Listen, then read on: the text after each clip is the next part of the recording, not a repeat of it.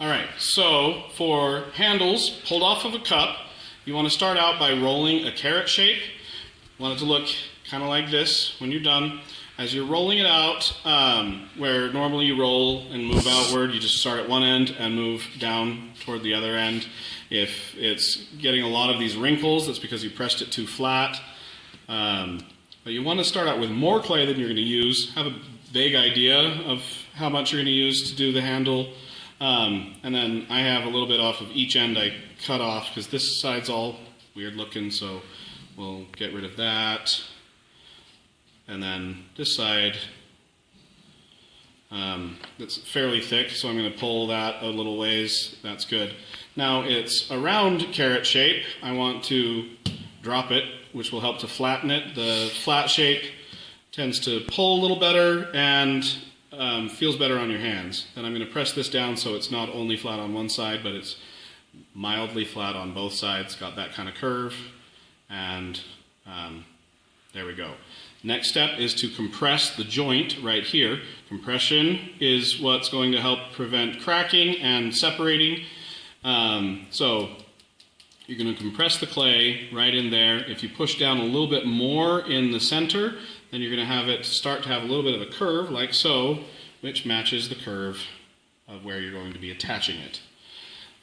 This extra clay that's right in here is going to be used to make your attachment, make your joint.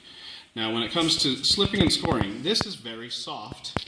You want it to be pretty soft and plastic so that it will bend without breaking when you're pulling your handle down. This is leather hard.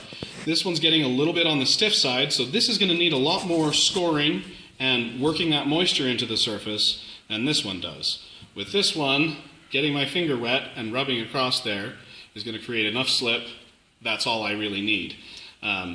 A little bit safer bet is to use the toothbrush to create that slip so you've got a little bit more scoring happening. Over here I can still use the toothbrush, but that's not going to cut it. I'm going to have to work it in here a little bit and brush back and forth until it's worked into that surface just a little bit. The other thing is the inside, if you get that wet and just add some moisture there, then it's going to be pulling moisture from there, and it will end up pulling the moisture a little more evenly, so it'll soften up that whole section of the rim where you're attaching it. And you know, you can wet down the whole thing if you need to, whatever, but mostly just right on the inside of where you're about to attach. Then you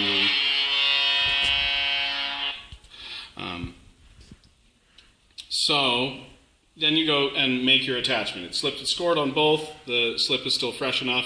And when I attach it, I'm jiggling it just a little bit to work out any of that slip from the edges where I'm compressing. Then I'm going to push down along this length. I really don't want to pinch right in here or it'll just bend right there. So I'm going to press down with this clay that while I was tapping that, I built that up so that it could go.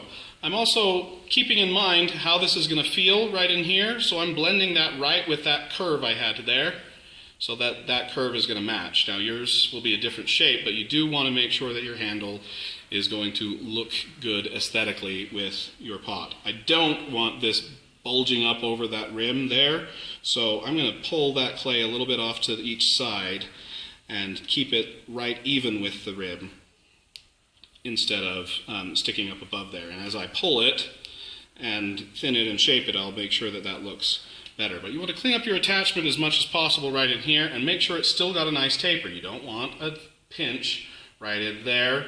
And the same thing over here, you don't want a pinch right in there.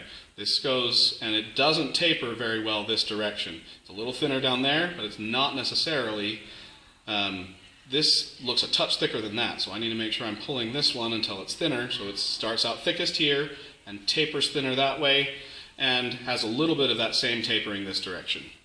So I'm going to make sure that I've got that, pulling down that way. Now when we pull off of a cup, we usually have it pulled downward. You can do the same thing upward. You don't use all of your force in one direction. You can put as much pressure going this way as that and vice versa. You want your finger to be nice and slick, so it's sliding and slippery on there, just like it is when you're working on the wheel. And So you want to either keep a bucket nearby or have the sink dripping a little bit. The sink cleans off the excess. The sink cleans off the extra slip a little bit better. So you want to do this if you push right on here, that helps prevent you from getting sharp corners on this side. And if you push down across here, you can make a nice thinner dent in there, which makes your handle lighter and longer while still being strong. While still being strong for having that on those edges there. So as I go down, I'm also making sure that my handle is not coming off to one side. It's coming straight down from it. Right now it's a little bit crooked, but not very much. If I keep letting it go, it will probably get worse before it gets better. So I'm going to make sure that I'm alternating my hands and I'm checking as I go. Alternating directions that you're pulling is going to change that. I want to make sure I don't pinch too hard right here, or when I try and thin that, that'll tear in there. So if I do happen to pinch too hard, say like right there, then I would thin the rest of this by pushing it up into that section until it's the same, and then I can start going again from the top. You do want to do at least some of your pulls all the way from the whole length, and then other times you want to say, oh, I just need to thin this section right in here. So that's all I'm going to pull on, is right there. I am piling up slip in various places. I just totally dented that thing, so I'm going to try and fix that instead of just ignoring it and pulling past it. Where this slip piles up every now and then, and particularly right before you finish, you need to squeegee off the excess slip that you've built up. Because while it slides off nice and easy right now, once it turns to clay, after it's had a chance to dry, it will be something you have to like carve off and then smooth out afterwards, and that's a pain. So, go in here and do a little more pulling in this thing, because I'm still seeing that dent from the nick I gave it a minute ago. And then I'm now seeing the tapering I want. If I start bending it, it should bend in a kind of natural angle. It bends a little more down in here, where this is thicker and is not bending quite as much. If it bends sharply right there, that means it's too thin right there, and it's going to fall straight down.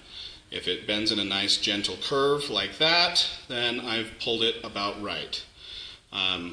Also, depending on how I want this handle to come off, if I want it to come straight off, then I'm doing it about right. If I want it to go up, so it's a little more ear-shaped, with that curve, it makes it look a little more decorative and graceful, and it matches, you know, if it follows that curve for a second, then I want to pull it in that general direction, and so I'm going to angle my handle a little bit differently and pull a little more like that. So, find a nice balance of what you're going for. You need it nice and smooth and slick. And then, when you're happy with the shape of your handle and you're happy with how it's bending when you're letting gravity do its thing, then grab the end of it, bend it, check how you want it to look there. You can tug a little bit down, or if you need to, you can push up a little bit right there.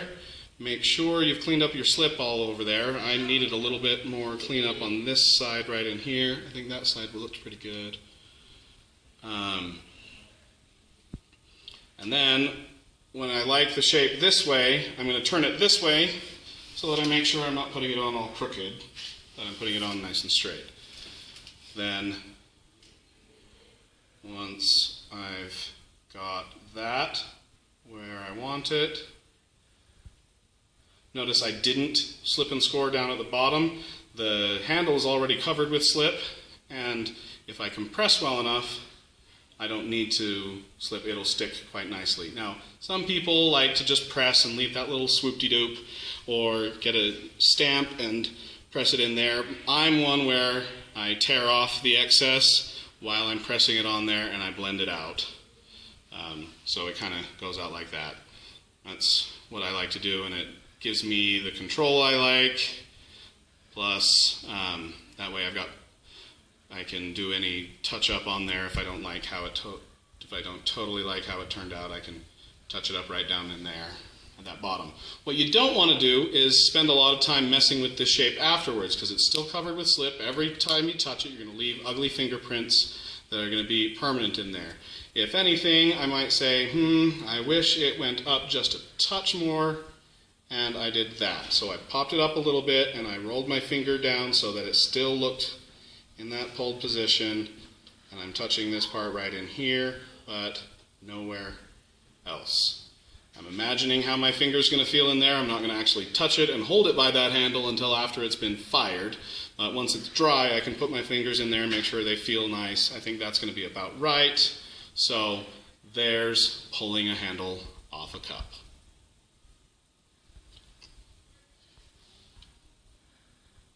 So yeah, we're done. Good.